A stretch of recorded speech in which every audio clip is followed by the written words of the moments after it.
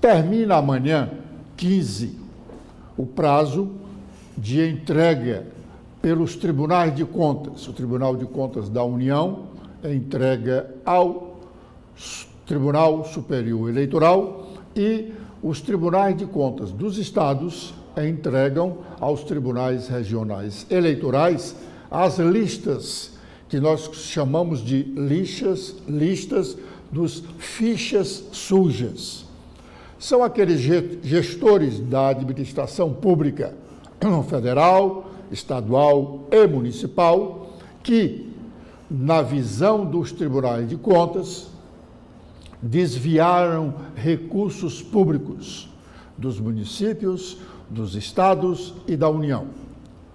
Com base nessas listas, os tribunais que começam a analisar os registros de candidaturas a prefeitos e a vereadores de todos os municípios brasileiros vão analisar a situação de cada um daqueles que estão na listas para dizer se eles são elegíveis ou inelegíveis, se são realmente ficha suja. Todo ano de eleição, nesse mês de agosto, esses tribunais entregam essas listas. Há uma expectativa muito grande com relação aos nomes que lá estão.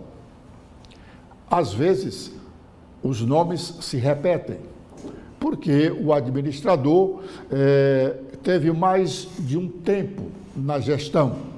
Ele teve uma gestão de 2020 a 2024, teve de 2016 a 2020, e assim, isso no caso do município, no caso dos estados e da União, nos seus respectivos períodos. Na última lista, na lista que foi publicada em 2020, na última lista para a eleição municipal, surgiram alguns nomes de pessoas que, inclusive, foram eleitas, né? E outros que não eram candidatos, mas faziam parte do Poder Legislativo ou do próprio Poder Executivo. A lista do Tribunal de Contas do Estado, do TCE, deveria ter sido publicada ontem. Aliás, o presidente do Tribunal de Contas encaminhou um ofício ao presidente do Tribunal Regional Eleitoral, dizendo que estava publicando a lista. Não o fez. E ele me disse porque não o fez ontem. Ontem eu conversei com o presidente do TCE e ele me disse: Edson, nós ainda estamos recebendo liminares, atenção, liminares, a justiça mandando se retirar nomes que estavam na lista. Por isso, a gente tem que refazer. Os nomes dessas pessoas que vierem a ser retiradas da lista não significam dizer que eles são ficha limpa. Não. A decisão liminar é apenas para que eles não figurem na lista.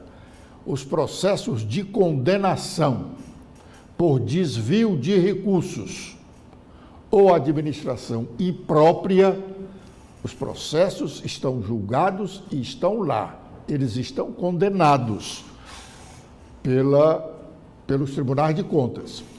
Para que eles deixem de ser condenados, é preciso que haja um processo específico na justiça e, ao final, a justiça entenda que a decisão do Tribunal de Contas foi equivocada. É muito difícil disso acontecer. Ademais, há decisões recentes do Supremo Tribunal Federal garantindo respeito às decisões dos tribunais de contas, quer sejam dos municípios, onde existem muito poucos. No Ceará nós tínhamos um Tribunal de Contas, mas ele foi extinto lá em 2017, por razões que nós já explicamos, razões políticas. E tribunais de contas municipais ou Tribunal de Contas do município como o Rio de Janeiro tem, só o Rio de Janeiro tem um Tribunal de Contas só para as contas da Prefeitura do Rio. E em São Paulo, idem. Nos outros estados, teremos mais aí 4 ou 5, não mais do que isso. Mas, de qualquer forma, com liminar ou sem liminar, essas listas terão que ser publicadas amanhã, 15 de agosto, o último prazo dado pelo calendário eleitoral, estabelecido pelo Tribunal Superior Eleitoral, para que os tribunais publiquem essas listas, dando tempo para que os magistrados responsáveis pelos registros de candidaturas possam avaliar se as figuras que estão naquelas listas são elegíveis ou inelegíveis, consequentemente, ficha suja. A propósito de ficha suja, ontem na Assembleia Legislativa, a sessão da Assembleia de ontem foi transmitida pela TV, e pela rádio também, mas ela não está no YouTube. A Assembleia tirou porque realmente a legislação eleitoral é exigente com relação a determinadas publicações. E os deputados não respeitaram a legislação eleitoral e trataram muito especificamente sobre eleição municipal, defendendo os seus candidatos, o que não é permitido no rádio e na televisão, sobretudo na televisão do serviço público. Então a Assembleia tirou. Mas o deputado Felipe Mota fez um longo pronunciamento importante, pertinente, porque ele começou criticando a própria justiça comum na concessão de liminares para salvar algum ficha suja. Realmente é inconcebível uma decisão liminar, uma decisão de um juiz qualquer, mandando retirar o nome daquele ficha suja da lista estabelecida pelo Tribunal de Contas, quer do Estado, quer da União. Se o sujeito alega que o seu nome constando da lista, o nome dele ficará maculado, problema dele, porque que ele não se ouve corretamente na administração pública. A obrigação dele é ser correto. É correto na vida como cidadão e, sobretudo, na vida pública, quando ele trata de recursos que não são deles. O dele ele pode jogar fora, mas os recursos públicos ele tem que ter cuidados especiais. Não usar desses recursos para interesses próprios. Então, é condenável a liminar nesse objeto, nesse particular. Nós não somos contra a existência de liminares. Elas devem existir, mas elas devem ser liberadas parcimoniosamente. Não é qualquer pedido que justifique uma liminar, sobretudo em se tratando de administração pública. O discurso do deputado também chamava a atenção para o fato de essas pessoas, o indivíduo considerado ficha suja, continuar habilitado a disputar voto, iguala-se aos não iguais a ele, aos sérios, que merecem respeito na política. Tem muita gente na política que merece respeito. Também tem uma boa quantidade de políticos que não merecem respeito algum. Mas esses que não merecem respeito algum não devem estar igualados àqueles que merecem respeito. Muito bom o pronunciamento do deputado Felipe Mota nesta área. Ontem, Ontem, terça-feira, foi dia de sessão do Pleno do Tribunal de Contas do Estado. O Tribunal de Contas do Estado, desde a questão lá da Covid, limitou as suas sessões plenárias e faz apenas uma sessão plenária por mês e uma outra virtual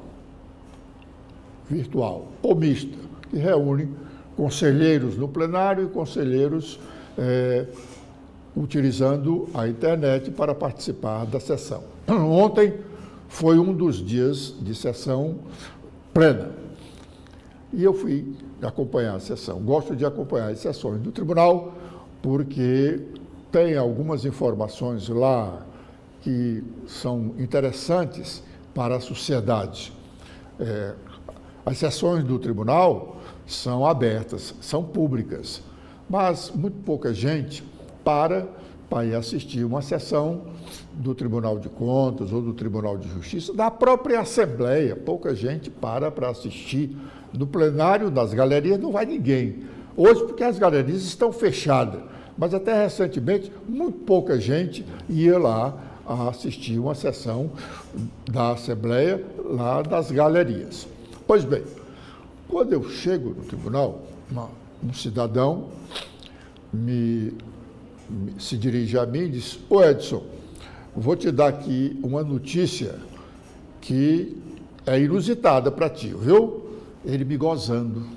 Pois não, eu não senti o sentido da gozação dele. Pois não, diga. Ele disse, uma decisão da Justiça acabou de afastar o prefeito de Pacajus. Aí eu senti realmente que era uma gozação. Realmente, você me está dando uma notícia inusitada. Pacajus, nas últimas 2 ou 3 décadas, não mais, tem sido o município cearense que mais afastou e reintegrou prefeito. O prefeito que foi afastado ontem, o senhor Franklin José Amaral Chaves, ele foi eleito, mas ele estava afastado da função por uma decisão judicial, desvio, por suspeita de desvio de recursos públicos. O nome dele tem o sobrenome aqui de Chaves. Chaves é a família tradicional do seu José Wilson Chaves, prefeito por mais de uma oportunidade, que inaugurou esse entra e sai na prefeitura por suspeita de desvio de recursos públicos. Não sei se é a justiça que é culpada disso. O primeiro culpado é o eleitor. É o eleitor que elege figuras dessa espécie. Figura dessa estirpe não deveria estar no serviço público, muito menos sendo prefeito de um município. O primeiro culpado é o eleitor. Mas eu não sei se o Ministério Público ou a própria Justiça também tem uma significativa parcela de culpa. Não se justifica que um prefeito que seja afastado por uma decisão, mesmo liminar, que eu acabei de combater, por uma decisão mesmo liminar. Quando o juiz dá uma decisão liminar nesse tipo de caso, ele tem fundadas razões para afastar o prefeito. Fundadas. Primeiro, há um trabalho do Tribunal de Contas do Estado, mostrando que há falcatruas naquela administração. Depois, esse processo do Tribunal de Contas vai para o Ministério Público Estadual, que tem a obrigação de analisar todo aquele processo que recebeu do Tribunal de Contas, um processo técnico, ele tem que analisar para ver as razões jurídicas do pedido de afastamento. No caso, quem tem feito pedido de afastamentos de prefeito é o Ministério Público Estadual. E o Ministério Público Estadual, o federal também pode pedir o afastamento. O Ministério Público Estadual, quando faz esse pedido ao juiz, que já está tanto fundamentado lá pela decisão do Tribunal de Contas bem anterior e pela análise jurídica do processo pelo Ministério Público, o juiz, no caso aí o desembargador, tem as razões, no entendimento dele, fundadas ou não. Se forem fundadas, ele atende o pedido e decreta o afastamento do prefeito. Se não, ou ele pede mais informações, ou ele nega o pedido de plano. Quando ele concede, repito, ele tem as fundadas razões. Aí, geralmente, ele afasta por 6 meses. O Ministério Público tem tempo suficiente para apresentar a denúncia-crime que o magistrado recebe ou não, se não receber, ele justifica por quê. Se ele recebe, o Ministério Público, 6 meses, não ter tempo de apresentar a petição para a abertura do processo propriamente dito, porque até aqui nós estamos falando de inquérito.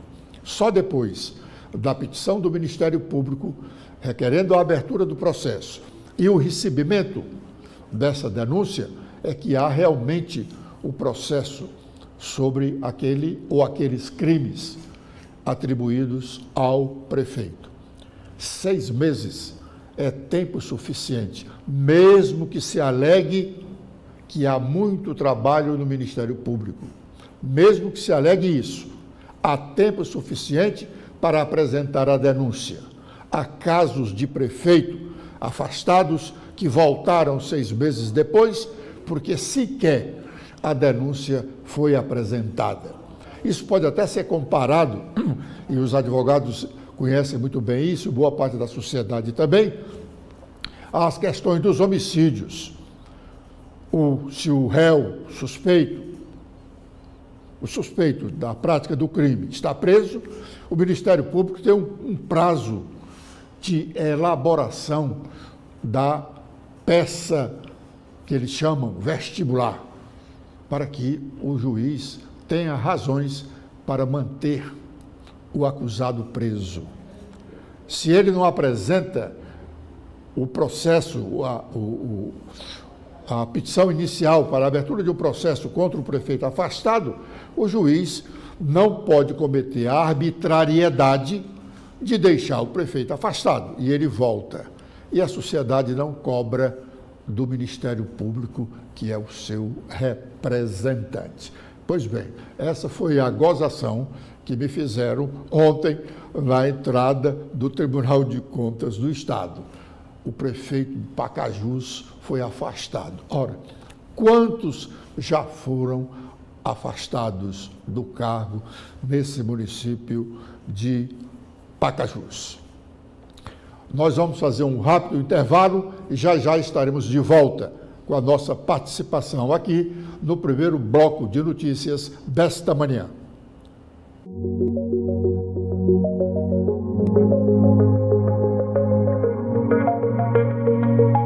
Ontem, na sessão da Assembleia Legislativa, o falante deputado de Assis Diniz, ele fala demais, é por isso que erra muito e às vezes exagera até no dever do cumprimento da verdade. Até ele exagera no dever do cumprimento da verdade. Ele diz coisas absurdas no plenário da Assembleia, acreditando que a liberdade que o deputado tem para exercer o seu mandato pode permitir que ele falte com a verdade. Pois bem, mas ontem ele resolveu, em meio lá da discussão sobre quem administra melhor Fortaleza, se o PT, quando na administração da prefeita, hoje deputada Luiziane Lins, ou se o PDT nas gestões do Roberto Cláudio e agora do prefeito José Sarto. Pois, em meio a essa discussão, o deputado de Assis Diniz resolveu fazer críticas duras ao ex-governador Ciro Gomes e compará-lo ou ligá-lo ao bolsonarismo aqui no Ceará. A deputada Lia Gomes, que é irmã de Ciro, não gostou e foi forte em cima do deputado de Assis Diniz. Foi fato. E o deputado disse, não posso aceitar que ele diga o que diz contra o PT, porque eu sou petista e tal. Olha, podemos até dizer e admitir que o Ciro fala muito, mas ele não fala besteira. Ele fala muita coisa que muitos políticos mesmo não têm coragem de falar. Ele põe o dedo na ferida. Ele disse, repetiu N vezes que o governo do Estado, lá atrás ele dizia que em 3 órgãos da administração, na Superintendência de Obras, no DETRAN e na CAGES, só se fazia obras no Estado, no atual governo, ou no governo anterior e neste, se houvesse pagamento de propinas. Ninguém veio a público contestar. Ninguém veio a público contestar. O governador exonerou o superintendente de obras, o senhor Quintino Vieira, um dos alvos do Ciro. O governador exonerou e não o disse porque exonerou. Se foi a bem do serviço público, por conta das denúncias do Ciro, ou se foi por acordo político. Por acordo político, com certeza não, porque ainda hoje, o ministro Camilo Santana, ex-governador do Estado, procura um lugar para colocar o Quintino Vieira. O governo andou soltando notas dizendo que o Quintino ia ter uma função importante, poderia ser inclusive coordenador da campanha a prefeito do candidato do PT, o Evandro Leitão. Evandro, que é a distância dele. Por que ficar com um homem perto aqui, que todo mundo fica perguntando quanto é a comissão, quanto é isso, aquilo, aquilo outro. Então, o Ciro fala muito realmente. Aliás, a história de falar muito, só fala muito quem é ignorante ou quem tem razões ou não tem papas na língua.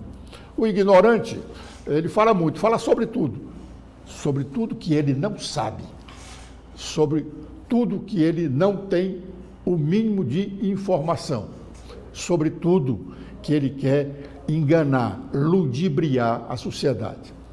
Pois a deputada Lia foi forte, bem forte, muito forte, e é possível que tenhamos desdobramento dessa discussão.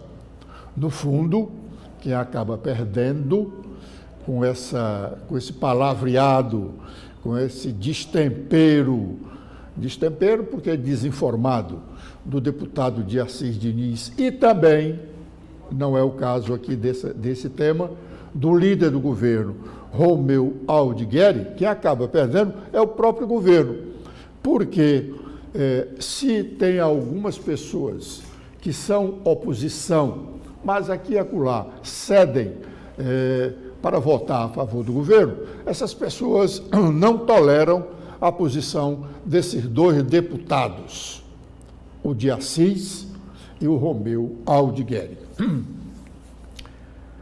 Na segunda-feira próxima, o Tribunal Regional Eleitoral fará uma audiência pública para definir os tempos da propaganda eleitoral no rádio e na televisão de todos os candidatos a prefeito e das e dos respectivos partidos, porque os candidatos a vereador também têm espaço de propaganda no rádio e na televisão. Mas o que chama mais atenção é o tempo de televisão e do rádio dos candidatos majoritários.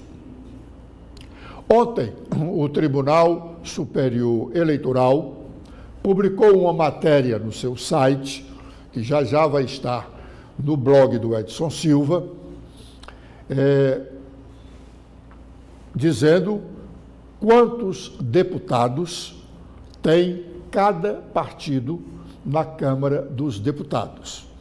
Esta matéria é importante porque o tempo da propaganda eleitoral no rádio e na televisão é definido em razão do tamanho da bancada dos deputados federais. Aliás, é o tamanho das bancadas dos deputados federais que dão respaldo aos partidos. De um lado, eles definem as bancadas, os números dos deputados de cada bancada, definem o tempo de propaganda no rádio e na televisão.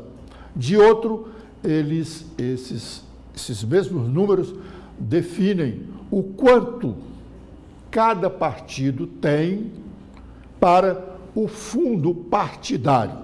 O fundo partidário é um dinheiro que o partido recebe anualmente em 12 parcelas, nós chamamos duodécimos.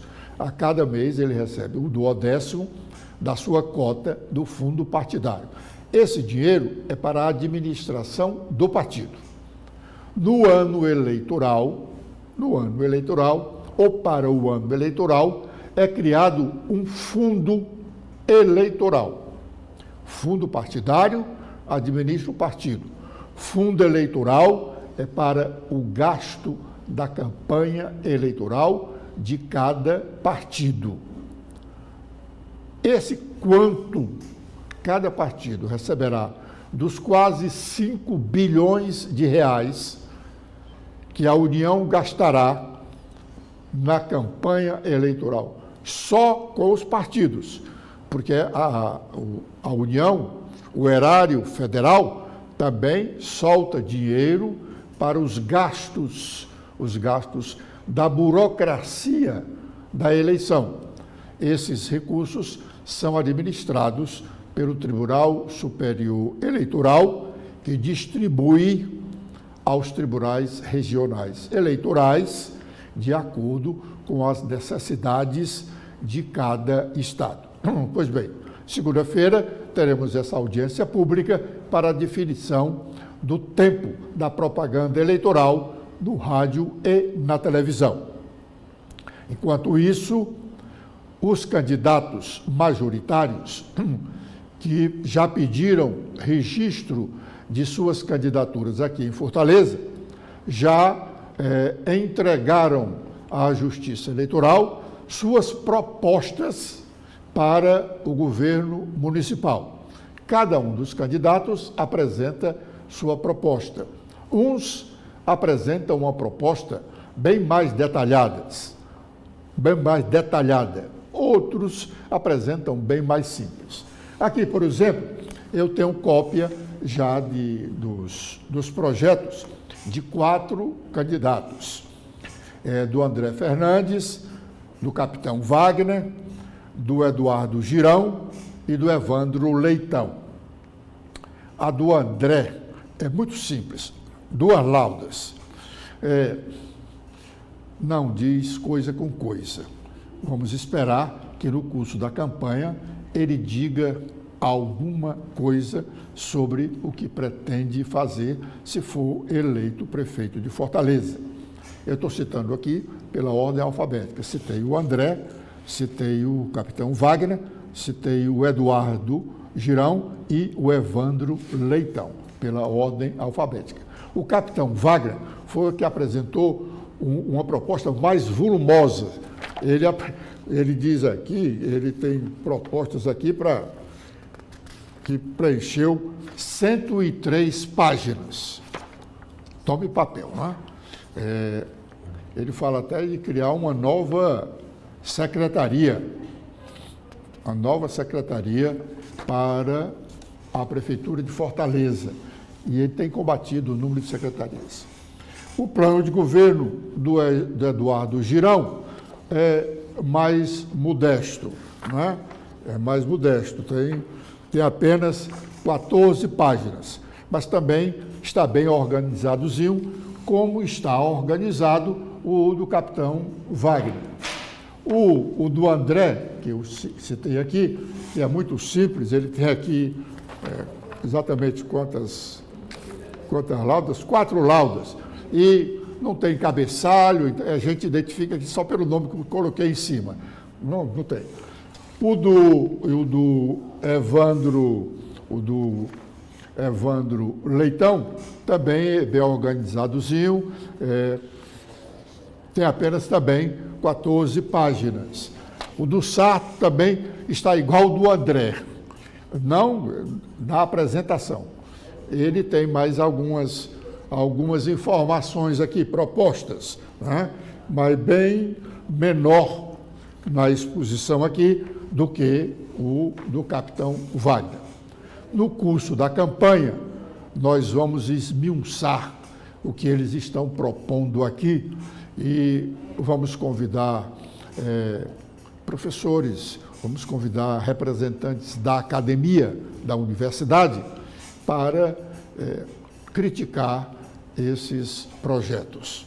Com esta informação, nós estamos deixando a nossa bancada aqui do primeiro bloco de notícias desta manhã, porque o programa será sequenciado com as outras informações dos principais jornais do país.